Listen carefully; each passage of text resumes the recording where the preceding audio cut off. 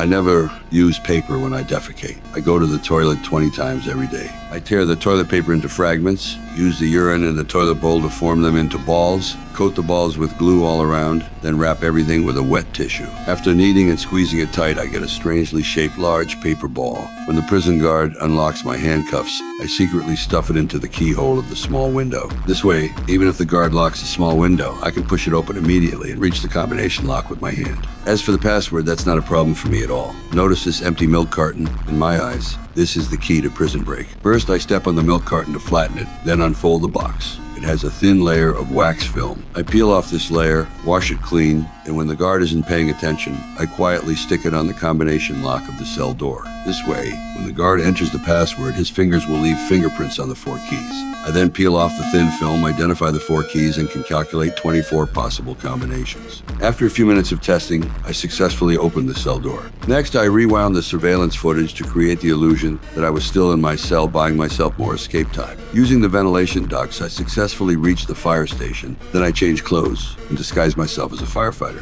Now it's time for my teammate to make her entrance. She deliberately created an explosion in the parking lot next to the prison to draw out the fire department. Taking advantage of this opportunity, I hid under the fire truck. At this moment, everyone was busy fighting the fire and wouldn't notice me at all. Just like that, right in front of the prison guards, I successfully escaped. However, I didn't rush to flee. Instead, I circled the prison a few times, then asked my companion for a coin and used a payphone to report that someone had escaped. When the police arrived, I put my hands on my head without resistance and returned to prison. I'm not a criminal, I'm an escape master, employed by the Federal Bureau of Prisons to test the security of maximum security prisons nationwide. The testing method involves being imprisoned under a false identity and then escaping on my own. In 7 years, I tested 15 maximum security prisons, and not one could hold me. Until this day, when CIA agents approached me, they offered me $1 to test the security of a mysterious prison for the CIA. For the sake of that $1, I agreed. As before, there was a false identity, a contact person, and an evacuation code to ensure my safety in prison. My companion implanted a tracker in my body. It seemed foolproof. However, what I didn't know is that from the moment I took this assignment, I had fallen into a huge conspiracy.